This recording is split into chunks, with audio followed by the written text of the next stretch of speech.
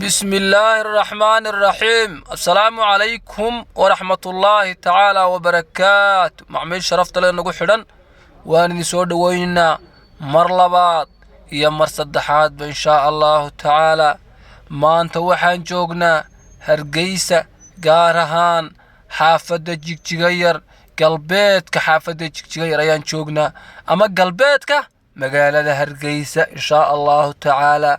معمل waxaan maanta idin haynaa dhul iiba oo ku yaala magaala biixi dusheeda insha Allah taala ama ka sokeeya wadada weyn ayaan uga leexanay qaybta koonfureed.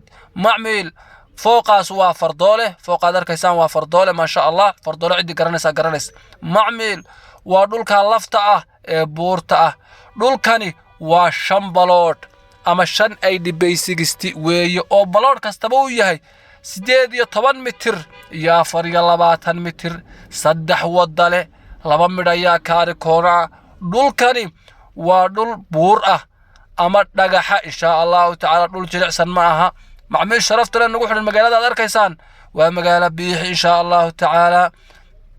macmiil sharafta leh nagu xidhan aad iyo aad ayaad u mahadsantihiin. soo dhawaada mar labaad iyo mar saddexaad insha Allah taala. dhulkan waa dhul aad u qurux badan, aad iyo aad ayaad ugu mahadsantihiin sida aad mar walba noogu xidhan tihiin ama mar walba aad noo daawataan insha Allah taala. haddaba rukubo page-ka yaga YouTube-ka iyo kaayaga Facebook-ba si aad mar walba ay kuu soo gaadho. halkan ayaan ku soo gudbinaa guryaha iibka ah, dhulka iibka ah iyo guryaha kirada sidoo kale insha Allah taala, iyagoo goglan iyo iyagoo caadiyaba insha Allah taala. waad mahadsantihiin macmiilka sharafta lahow.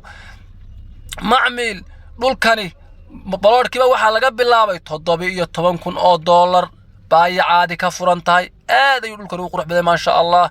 halka aad arkaysaana controlkiiba dhinaca inaga xiga iyo meel maxaan ku dhahaa askarta loo dhisay insha Allah taala oo aad fiican oo maxaan ku dhahaa halka jinkadaha xas ma sha Allah.